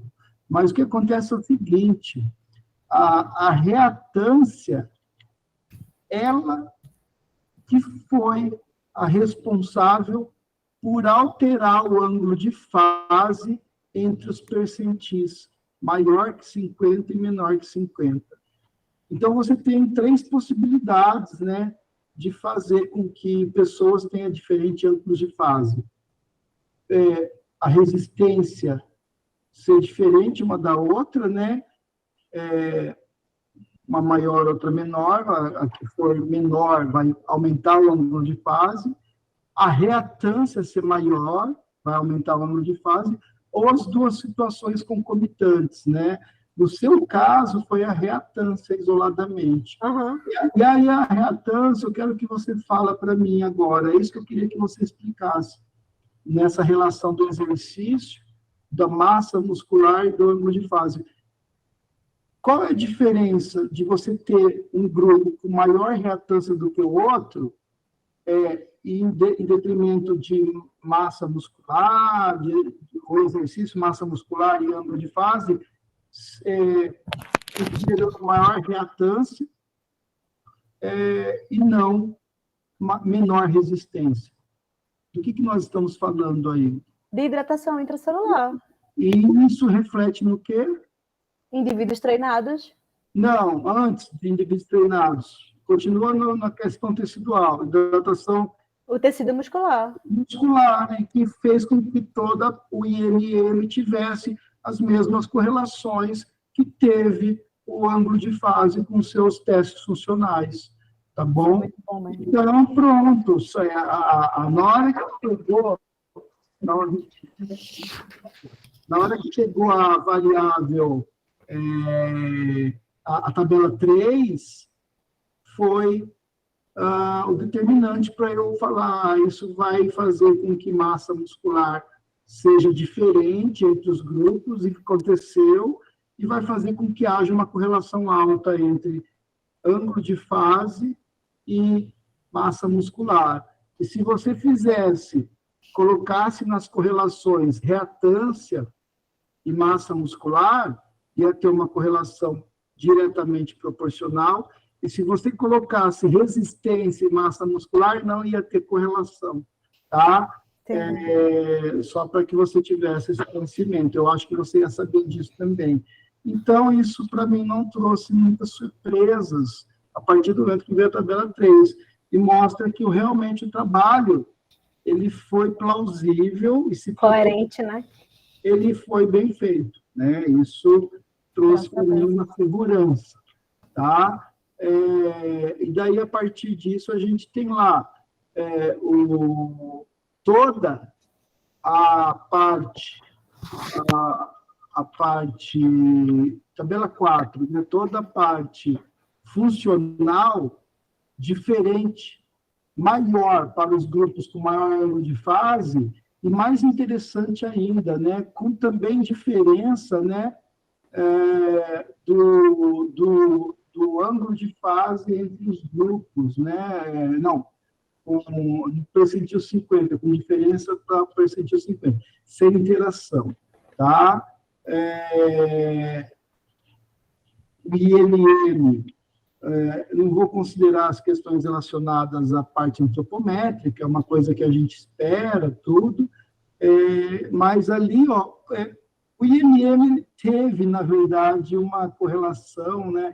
Provavelmente ele teve, na verdade, uma diferença entre os grupos alto e baixo de IMM com a resistência, né?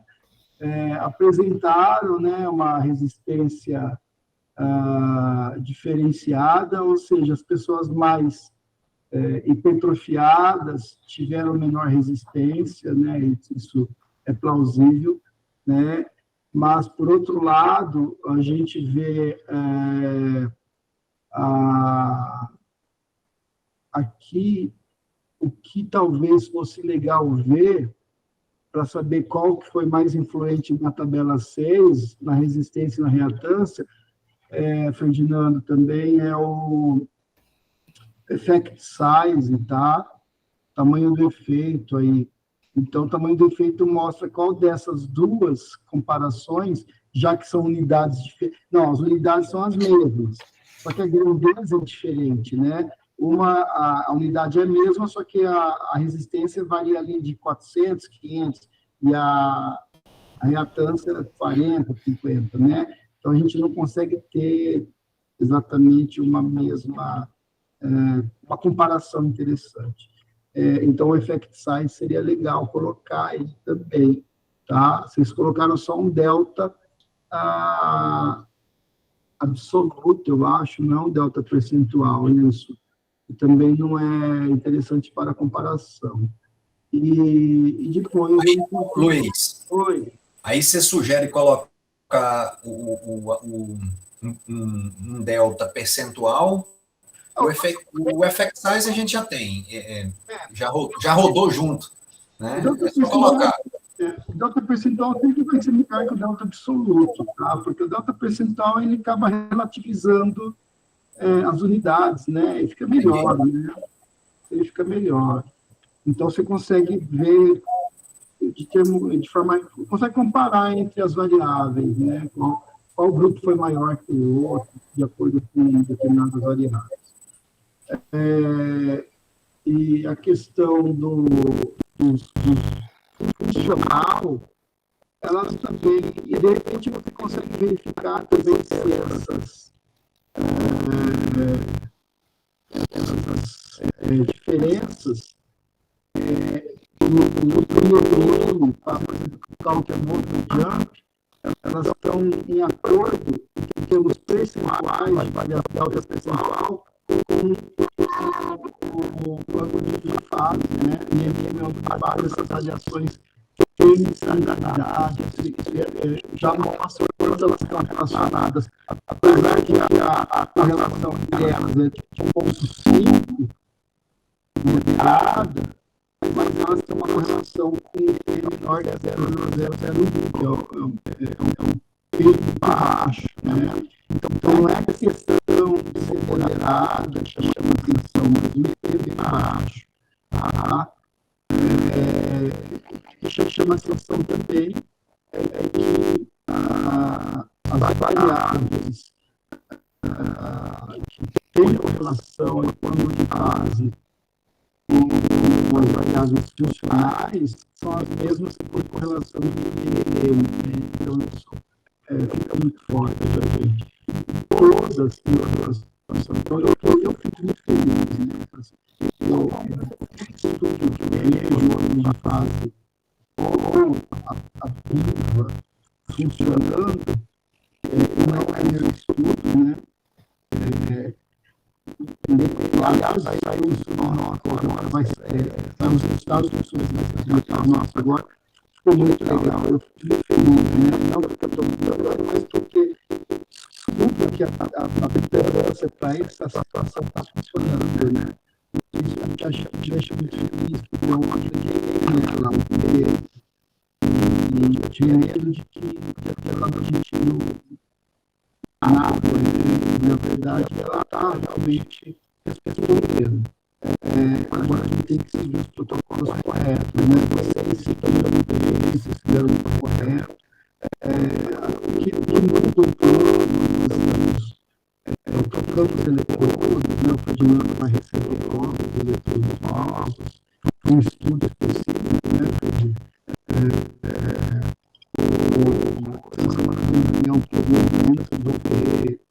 perguntar para você, para conversar com você, com os outros membros do estudo e tal, mas a gente vai falar sobre protocolos, sobre a organização das medidas e tal, e então, o que vai daqui para frente decidir como que vai ser a área, essas organizações. E aí você fala sobre a BIVA, mas eu acho que tem coisa mais interessante que a BIVA, porque a BIVA você já coletou os dados, tá? Então, não é necessidade de fazer novos estudos. Mas seria acrescentar, professor. Sim, mas o que é a necessidade de fazer novos estudos de forma localizada, né?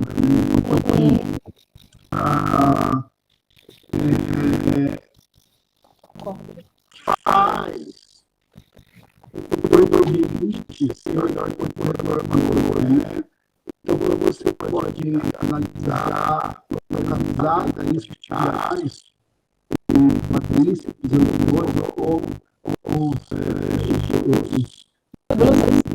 os gastroquímicos, né?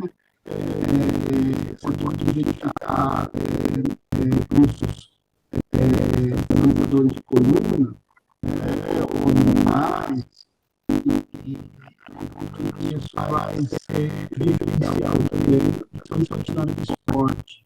E outra coisa muito importante não é a reabilitação. Se eu não me engano, você fez terapeuta, né?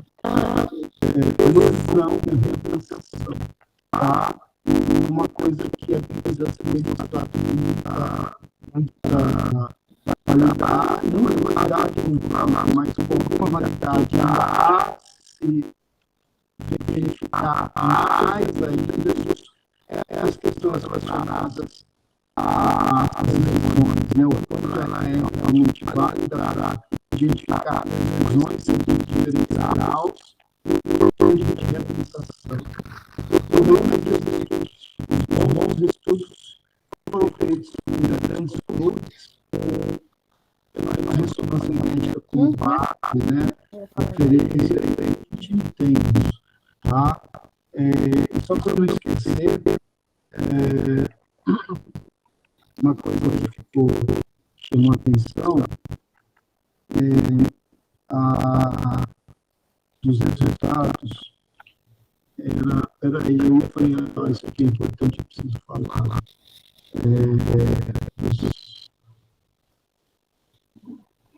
Fala você aí, depois eu vou lembrar. Não, eu ia falar sobre essa questão da lesão. Não sei se o senhor lembra, na minha qualificação, a gente chegou a conversar algo específico sobre isso, mas a gente preferiu pontuar, fazendo a avaliação da bioimpedância nos atletas corredores, pensando de fato nesse N amostral, para ver o que traria como resultado, para depois a gente trazer a estratificação dessa amostra para, entre aspas, vamos usar essa palavra, os lesionados ou com alterações de funções, pensando a gente ver o que a gente vai receber e o que dá.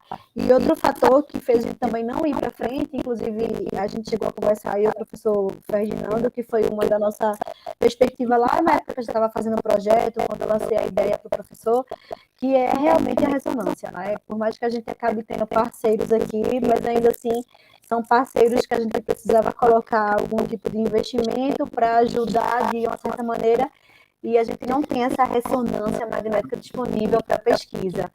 Então, ele ia ser junto a um determinado serviço particular. Acho que eu lembro disso. Dificultaria um pouco o nosso estudo com relação principalmente ao nosso tempo, pensando na pós-graduação, mas o tempo do mestrado. Mas, assim, isso não descarta, tá? É algo que está guardado na caixinha, né, professor? Não, isso com certeza, né? Se vocês... É que aí, em Petrolina, talvez a influência de vocês sobre a cidade é maior do que a nossa aqui, né? Eu não sei, não tenho certeza. Mas tem Juazeiro também, né? Mas, de qualquer forma, se aparece um bendito aí, né, com uma boa vontade de compartilhar um equipamento desse, é ótimo, né? Não precisa ser muitas pessoas, não. É tipo, os artigos mais citados avaliaram 3 jogadores só, né? Então isso é ótimo. Só para terminar, então, eu queria pegar agora umas coisas pequenas, né? Então, algumas coisinhas, né? Na página 16, você fala tanto na página 16 quanto na sua apresentação que o ângulo de fase varia de 0 a 12 graus, entendendo que inferior a 3 graus já não é mais compatível com a vida, né? As pessoas escrevem isso, talvez num contexto teórico, né? Tudo. A gente trabalha com câncer, né? Então a gente sabe que tem valores baixos, né? Câncer de pâncreas, assim, por exemplo, tem pessoas com dores e tal. Compatível com a vida mas é um tratamento já aquela situação que a pessoa está em Paliativo, né? E também a Covid, né? Quando fizeram estudos mexicanos, né? O pessoal entrava num hospital reportando a Covid. Pessoas com valores abaixo de 2 tinha muito mais risco de óbito em 30, 60 dias do que pessoas com valores acima de 2,8. Mas isso não significava que todo mundo que tinha 2,8 para baixo ia falecer, né? Então, tinha pessoas que recuperavam tal, e voltavam normalmente. Então, não é que totalmente incompatível com a vida, tá? Mas eu sei que você pegou isso do Di Vincenzo, né? Eu ainda não tinha chegado. Eu ia falar, que tem a referência de fato. Mas, assim, é porque, obviamente, pensando na minha margem de referencial teórico, eu acabei estudando pouca patologia, né? Porque a gente estava se adentrando a atletas. Mas, assim, uma das bases, de fato, foi visto isso, que os ângulos de fase menores estão associados a doenças graves, né? Como câncer, indivíduos com metástase, né? Doenças graves em fases tipo, mais agudas, assim, no possível poucas probabilidades de chances de vida, vamos falar assim, né? Isso é muito claro na bioimpedância, né? Então é bem legal. É bem legal, não, né? É triste. Assim, não, mas e a gente sabe que ela tem essa direção. Sim. E às vezes aparece uma pessoa ou outra com valor mais alto, com câncer e tal, e acaba quebrando a correlação ali e tudo, mas a gente tem que entender as razões. Muitas vezes é questão de excesso de gordura corporal, né? Então aumenta a celularidade da pessoa, né? Então, de certa forma, a quantidade lá de excesso de membranas celulares sendo medidas e tal. Na página 46, você fala do critério... Não, desculpa. Na página 45, você fala da seleção da amostra, do cálculo amostral, mas você não fala do tamanho amostral. Mas a gente fez com base nos 50% e, de fato, né, no fluxograma ele aparece lá, foi 112 Não, mas 112 foram as pessoas interessadas. Que preencheram o formulário. Mas quando você faz um cálculo amostral, ele mostra quantas pessoas você deveria avaliar no mínimo, né? E esse número, você fez um cálculo ali, ó, no 45, considerando a população finita, com erro amostral de 5%, nível de confiança 95%, poder de estudo de 50%. 50%. Faltou colocar o valor, né? E dá o valor. Tá. E daí faltou colocar. E daí eu ia pegar 57 e comparar com o valor que você colocou ali, e saber se foi maior ou menor. Mas uma coisa que eu vou falar para você, muito provavelmente você deve ter já conseguido um valor suficiente, porque quando você consegue todas essas significâncias estatísticas é porque você tem um poder amostral bom. Ok? Na verdade, faltou colocar, mas assim, com reunião com o professor Ferdinando, foi isso que a gente achou, realmente. Na bioimpedância, só por dúvida, você fez 2 avaliações, respeitando 1 minuto entre elas. Foi. Então, minutos deitado. Perfeito. A pergunta é qual aferição você pegou das 2? A gente fez a média, não foi, professor? Não estou lembrada, professor Gobo. Não me lembro agora se nós fizemos a média, não. Acho que nós não fizemos a média, não. Na verdade, professor Gobo, eu estou com as avaliaçõezinhas aqui. O que eu vi, assim, lembrando, porque realmente já faz um tempo que a gente fez a análise estatística, mas assim, pelo que eu me recordo, elas deram muito próximas, assim, foram pouco dos voluntários que deram diferença. Então, eu acredito que a gente pegou a primeira mensuração. Tá bom. Não, aí... Eu tenho quase certeza. A diferença da pouca, pegue a primeira, tá? Mas eu tenho quase certeza que foi isso. Eu estou com quanto mais fica os deitado, papelzinhos. não precisa olhar, não. Quanto mais fica deitado, então estabelece 5 minutos, marca a primeira. Aí Isso. você faz a segunda só para ver se dá muita diferença. Mas não deu. Tá? Mas, assim, a diferença é de um valor na reatância, 1 ou 2 valores na resistência. E daí pega a primeira mesmo. Porque se você for pegando sempre a última, se você deixar a pessoa deitada há muito tempo, vai ficando a homogeneização dos fluidos corporais e vai dando alguma diferença. Mas, de fato, não foi isso. Estou lembrando. Uma correçãozinha só. Você fala na página 50 e você falou depois na apresentação. O aparelho dá a estimativa do ângulo de fase, e daí você vai e fala assim, e daí a gente vai no Bodylines para pegar a equação correta do ângulo de fase. O equipamento dá o valor correto, só que ele dá uma casa decimal. É isso. Mas você lembra que isso era uma dúvida minha, que eu conversei com o senhor lá atrás. Será que ela dá mesmo? Mas, assim, eu preferi confiar nessa outra casa decimal, entendeu? Mas tanto é que, de fato, a apresentação que eu coloquei foi isso, 8.5, 8.53, né? Não, tá. É assim, a gente nem pega o valor do equipamento, porque a gente prefere pegar os valores de reatância e resistência e calcular para ter valores com casas decimais, para ficar mais sensível, tá? Mas não é que dá errado. Você falou assim, ó, a equação dá aproximado, eu falei. Então, correta está os dois, tá? O equipamento e o software. Tá bom? Porque como eu achei dessa outra casa decimal, na teoria, para mim, é mais específico, né? Porque dá a casa decimal. Tá joia. Mas... Deixa eu ver se tem mais alguma coisa aqui para falar. Aquilo que eu queria falar para você, eu esqueci. E era uma coisa interessante, na verdade.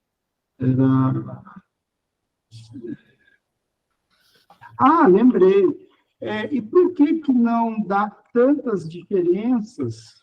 Cadê por que a amostra elas não tem tantas diferenças com qualquer, por exemplo, o percentual de gordura, só a diferença entre sexo, não há diferença entre homens e mulheres. Homens, os grupos não são diferentes. Mulheres, os grupos não são diferentes. Massa livre, não são diferentes. Água extracelular, não são diferentes. Tal.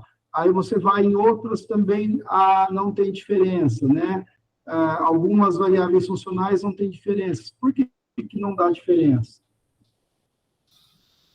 Entre os grupos com maior percentil e menor percentil, principalmente em variáveis antropométricas de composição corporal. Porque são indivíduos treinados? A gente conseguiu homogeneizar essa amostra? Não, é exatamente isso, eles são muito homogêneos. Mas então... Exatamente, tá bom? Então, isso fez com que se tornasse difícil isso. E ainda assim, eles tinham diferença na reatância, tá bom? Uhum. Então, a reatância, provavelmente, você ia conseguir ter aí, esse grupo aí de reatância maior poderia indicar pessoas com melhores índices nas provas, tá bom? Você nunca tentou pegar esses... Não, mas eu tenho uma relação, posso olhar. Se são os melhores, por exemplo, né? Você poderia ver o melhor tempo deles, tal. Eu tenho essas informações. Do quilômetro, né? O pace. Isso, o pace. Eu tenho essas informações. Eu queria ver isso aí. Isso dá ou um artigo, depende, for um resumo, né? Alguma coisa assim. Tá bom? A gente tem essas informações. Vou pensar em fazer essa relação, então, da reatância com, tipo, a velocidade deles, o pace, não é isso? Exatamente. Tá? Mas é isso. Ferdi, estou satisfeito. Parabéns pelo trabalho. Eu recebi o seu cartão, viu, Larissa? Muito obrigado, viu? Eu não sei nem se eu respondi direito. Não, tudo bem, professor. E, para quem não sabe o que eu estou falando, né, quando a gente emprestou a bioimpedância, quando devolveu, ela me deu um cartão de agradecimento. Já faz tempo já, né? A gente faz tanta coisa, a gente fica de responder, fica de fazer. Sabe? Faz 3 anos que eu estou para começar o Bia Brasil, né, Fred? Mas é isso. E eu nem lembro se eu respondi ou não a ela, né, o cartão agradecendo. Mas é sempre um prazer poder ajudar. E quando o Ferdinando pediu lá, é muito prazer que a gente empresta. Hoje nós temos uma outra bioimpedância em Pernambuco também, em Recife, né? É um trabalho com estimulação craniana.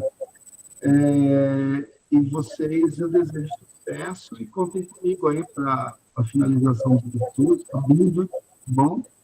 E quando precisar, em breve vocês vão ter o de vocês, a impedância de vocês aí. Muito breve, tá bom? Muito obrigada, professor, por suas contribuições, ricas contribuições. Tá joia. Sucesso, viu, Larissa? Obrigada, professor. Beleza, Luiz, obrigado aí pelos comentários. Eu anotei aqui, eu acho que muitas coisas assim que dá para a gente acrescentar, né? Essa questão que você falou do pace aí, eu já tinha pensado com Larissa, só que eu falei assim, não, para dissertação não vamos colocar agora não, porque depois a gente pensou em dividir, porque eles têm... são corredores que uns correm mais, outros correm menos, então a gente pode pegar por categoria também, né? Então, uma outra coisa que a gente pensou até em fazer também foi a questão da ressonância. Aí quando você falou agora de 3, que tem artigo com 3 na ressonância, eu já falei, opa, 3 é possível, né? Então, é bem possível, né? Inclusive, a gente está finalizando um outro projeto aqui com a professora Yara, né? Mas é a dissertação da Milena, que envolve a ressonância, e a gente está com acesso bem bom, assim, com a ressonância, né? Então, eu já fiquei pensando aqui nessas possibilidades. Mas agradeço demais aí pela contribuição, pela leitura do material, pela sua experiência, né, dentro da área. Para quem não conhece aí, que está assistindo, né, Luiz, dentro de bioimpedância hoje no Brasil, certamente, se não for o número 1, talvez entre os 3 que mais publicam aí com relação à bioimpedância, que é esse equipamento que a gente utilizou e o que a gente vem trabalhando, né. Então, o Luiz está coordenando um projeto agora entre várias instituições, dentre elas a nossa está dentro do projeto, né? E aí fez parceria com a empresa que realmente trabalha dentro da bioimpedância, né? Parceria com os italianos aí, que já tem uma boa inserção. Então, é um projeto aí que certamente Agora, depois da dissertação, talvez eu tenha que incomodar a Larissa aí, mas agora já para outras coisas, para questões profissionais mesmo. Né? Mas, Luiz, obrigado aí pelas contribuições. Eu vou passar a palavra agora para a professora Fabíola. Mais uma vez, obrigado, Fabíola. Está com a gente aí desde da qualificação. Fabíola teve uma função aí dentro do nosso projeto aí extremamente importante, né, que foi também a questão da plataforma, né, e principalmente as análises dos dados, né, dentro da plataforma. O negócio é meio complicado ali, mas a Fabíola é desenrolada. Então, Fabíola, obrigado, fica à vontade aí para fazer suas contribuições também. Não, que isso. Obrigado aí vocês pelo convite novamente, né, para acompanhar esse processo de finalização, né, do trabalho. Deixa eu começar aqui, deixa eu subir aqui o arquivo. Mas eu vou fazer, estou feliz, tá? Não se preocupa não, estou brincando. Vou fazer alguns comentários, tipo assim, mais gerais, assim, mais aleatórios, tá? E depois eu te envio o texto, que eu fiz vários pontos aqui. Só uma coisa, assim, que eu percebi, assim, dentro do seu texto, de maneira geral, mas como o professor Luiz falou, né, pode ser uma questão de forma, de escrita, enfim, de forma de conduzir o trabalho, mas eu achei, assim, o seu texto, não que ele não esteja bem escrito, tá? Não é isso que eu quero dizer, não. Mas, assim, os seus parágrafos estão muito curtos e, às vezes, seu parágrafo tem uma frase só. De novo essa história. Isso me incomoda. Eu acho que... Não, eu estou achando que é formatação, professora, quando eu passo para PDF. Porque isso foi a mesma coisa da qualificação. E eu prometo que eu olhei isso como Deus, que eu falei, não vou errar de novo. Não, assim, é só porque é uma coisa que me incomoda, entendeu? Eu não sei. Eu tô achando que eu vou olhar de novo, mas já peço desculpa. Não, é só assim, só para... É porque eu falo assim, às vezes é uma forma, até porque se a gente for pensar assim, por exemplo, né, na revista, às vezes a introdução são 5 parágrafos, você escreve um parágrafo de uma frase, assim, frases muito longas, às vezes dificulta, pelo menos para mim, né, de novo. Não, mas eu concordo. Né? Dificulta, às vezes, o entendimento, né, do acompanhar, assim, a ideia. Porque, por exemplo, ó, tem um parágrafo seu aqui no meu arquivo, né, o segundo parágrafo da página 12 da introdução. É um parágrafo de uma frase, eu tenho uma frase sua que tem 1, 2, 3, 4, 5 linhas. Uma frase só, sabe? É o segundo parágrafo. Aí o parágrafo de baixo, ele é um parágrafo contínuo, de 1, 2, 3, 4, 5 linhas com uma frase só, tá vendo? Não sei se isso foi formatação, está no meu arquivo, o arquivo que você me enviou. Mas, assim, de novo, essa é só uma forma realmente de escrita que, para mim, eu não gosto muito, mas é como eu falo com meus alunos, né? Às vezes uma frase assim, de muitas linhas, eu me sinto, quando eu vou lendo, igual o narrador de futebol, né? Você vai embora, mas assim, de novo, é só um ponto de vista aí. Aí, na sua introdução aqui, Larissa, você vai explicando bem a questão da bioimpedância, da questão da avaliação e tal, mas assim, eu acho que quando você traz a questão da plataforma de força, para mim ficou uma mudança muito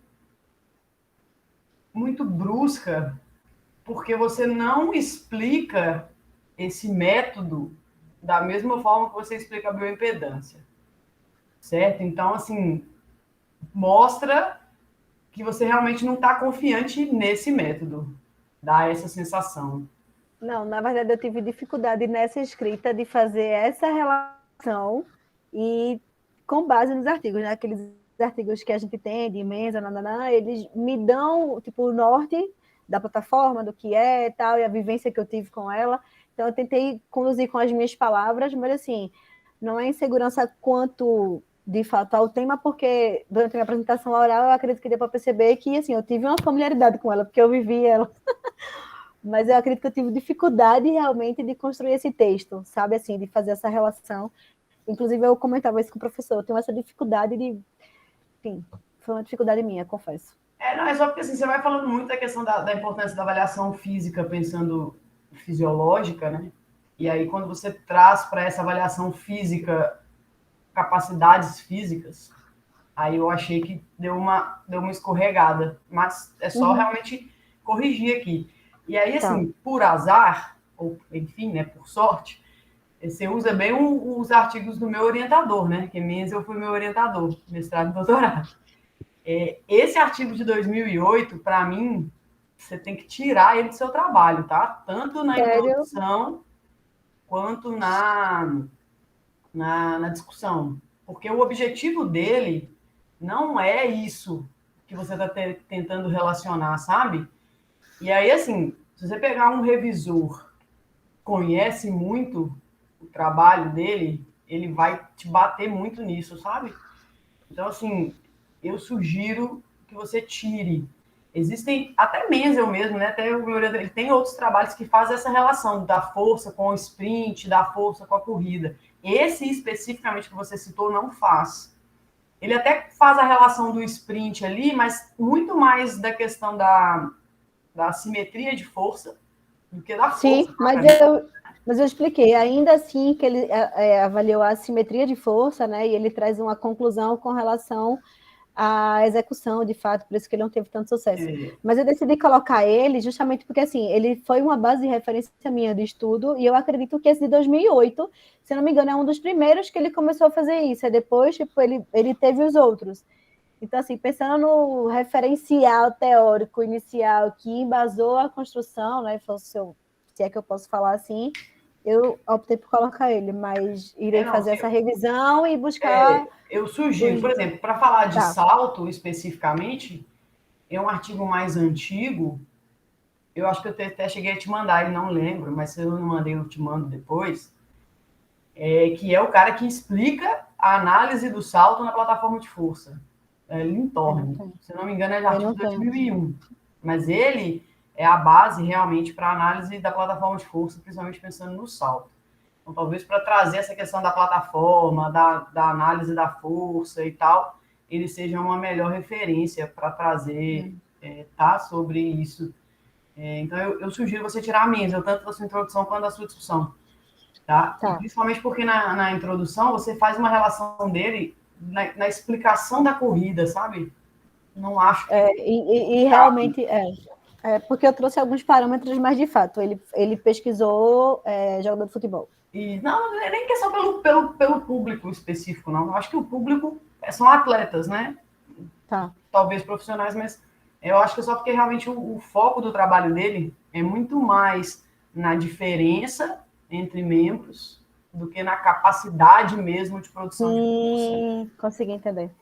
Deixa eu só fazer uma pergunta, professora. O de 2001, eu não peguei o nome.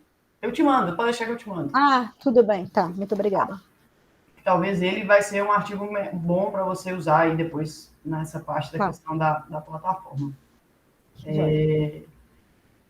Então, isso. Aí, só, o Larissa, uma coisa assim que me incomodou assim, no texto e um pouquinho, e na sua fala, na apresentação, mas eu acho que é só um jeito de organizar mesmo. Porque, assim, a gente tem várias capacidades físicas, certo? Não é? E qual que você avalia? Acho que eu avaliei? Então, pico, impulso, impacto, não é? Então, isso não são capacidades físicas. Eu sabia que a senhora ia falar disso. Eu conheço. Você avaliou a força, você avaliou uma capacidade física. Sim. Certo? Então, eu posso considerar o quê? Valências? São derivados, né? Enfim, são variáveis medidas indiretas, mas em teoria você avalia uma capacidade física e você faz a avaliação da posição corporal. Você avalia a força, certo? Se você tivesse colocado... Dentro da força... Isso, se você tivesse colocado ali o desempenho, o pace, aí talvez você poderia ter uma medida indireta da capacidade aeróbica, né? Do limiar anaeróbico, alguma coisa nesse sentido. Aí você tem uma outra capacidade física. Mas estava, aí eu tirei a questão do desempenho, porque lembra que na qualificação a gente bateu muito nisso, sobre desempenho e rendimento, eu falei, para não ter a confusão, eu vou usar as capacidades físicas, mas assim, fiquei nessa questão, nessa dúvida de valência, capacidade física. Não, assim, porque Tá. no caso que você coloca assim, as demandas estão diretamente relacionadas às capacidades físicas e funcionais biomecânicas do corredor. Mas aí, na verdade, é a capacidade física, no caso seu especificamente, da força, né? Então, é só corrigir mesmo isso, tá? Que isso se repete em alguns momentos aqui no texto. Uhum. E aí... Mas também, de novo, né? Coisa só realmente para ajustar, que não faz muita diferença, assim. Porque aí a questão da capacidade física, né?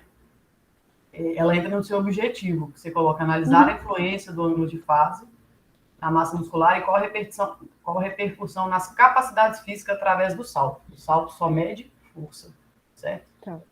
É só por isso. Assim. Então, porque se você se repetir isso, é isso, né? Assim, às vezes, se pegar um revisor que não é da biomecânica, se pegar alguém que não é muito da área, vai passar.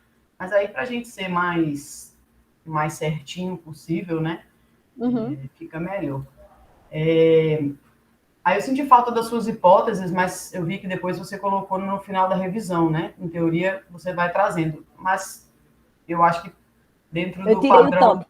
dentro do padrão da biblioteca, eu acho que tem que ter, viu? Só método de formatação. Ele estava, aí eu tirei. Então eu boto de volta. Mas tem, eu tenho ele. Aí, Larissa, você usa um termo aqui, que também me incomoda um pouco na questão do método. Você coloca que a plataforma de força é um equipamento que pode auxiliar nos efeitos. Eu não sei se ele auxilia no efeito, não.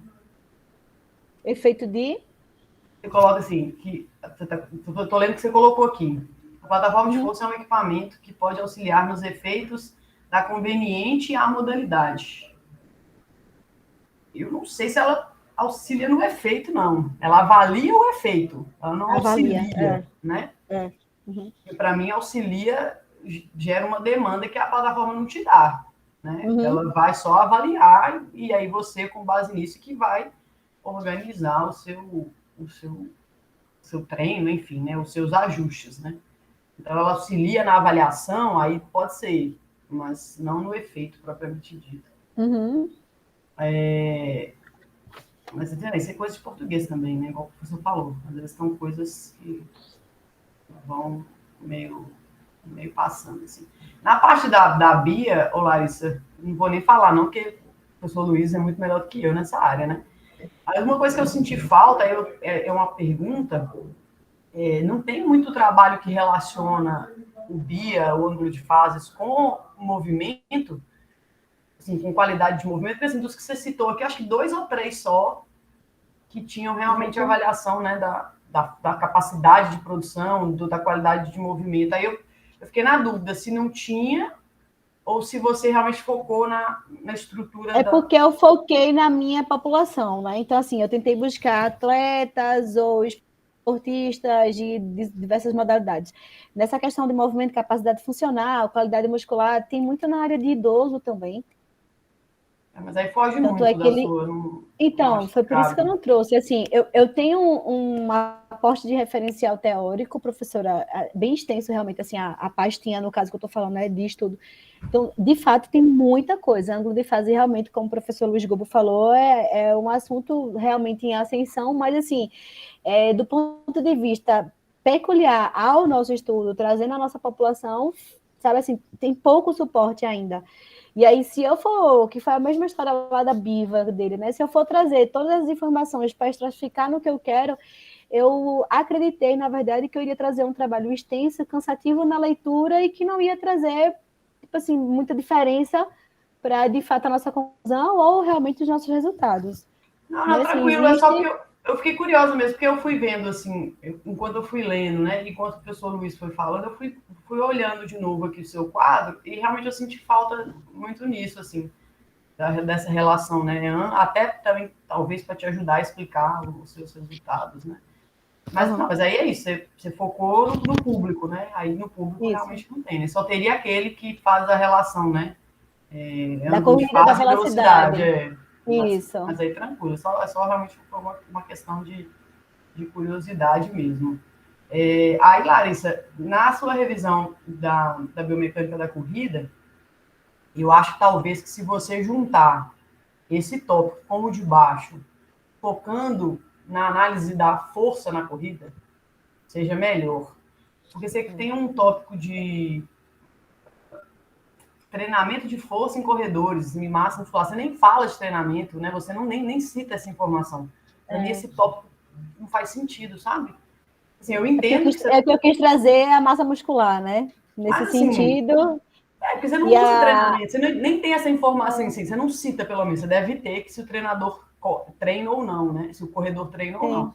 Mas você nem cita isso no seu trabalho. Então, assim, fica meio, para mim, fica meio sem sentido. Então, assim, talvez se você trouxer essa análise biomecânica da corrida com essa análise da força na corrida, os impactos, quantos impactos tem, deve ter estudo que fala a quantidade de aterrissagem que o cara tem na corrida, o quanto isso envolve a sobrecarga muscular, articular e tal, talvez seja mais interessante, porque você já relaciona com a força e com a importância da massa muscular, do que você trazer um tópico massa muscular e treinamento, entendeu? Eu entendo, eu acredito que eu entendo a sua ideia ali, mas eu acho que você nem cita treinamento, né? Então, assim, pensando em treinamento de força, né? No treinamento da corrida, ok. Aí eu acho que talvez seja mais interessante. Eu acho que, se eu não me engano, acho que o Tartaruga tem um dessa análise de estresse, de sobrecarga da corrida. Então, talvez seja uma boa referência para você usar. Mas é só isso, assim, pensar nisso, sabe? Eu acho que faz mais sentido. Exatamente. Inclusive, eu acho que eu tenho esse artigo do Tartaruga. Eu vou procurar para trazer, porque assim, como o seu estudo mede a força, né? Uhum. A sua ideia é medir a força, você mostrar, né? Aqui na corrida a gente tem um pico de aceitação de peso, que aí esse pico ele é maior. Aí você trazer, quanto maior o pico, maior é o estresse, maior, entendeu? E aí você trazendo essas relações da força e aí com a massa muscular, eu acho que faz mais sentido, tá? Para mim, claro, né? Dentro aí do seu trabalho, tá? Isso aí fica essa sugestão também. Eu acho que esse tópico de massa muscular e treinamento, para mim, assim, não cabe muito pro seu trabalho, assim. Exatamente porque não é o seu foco, né?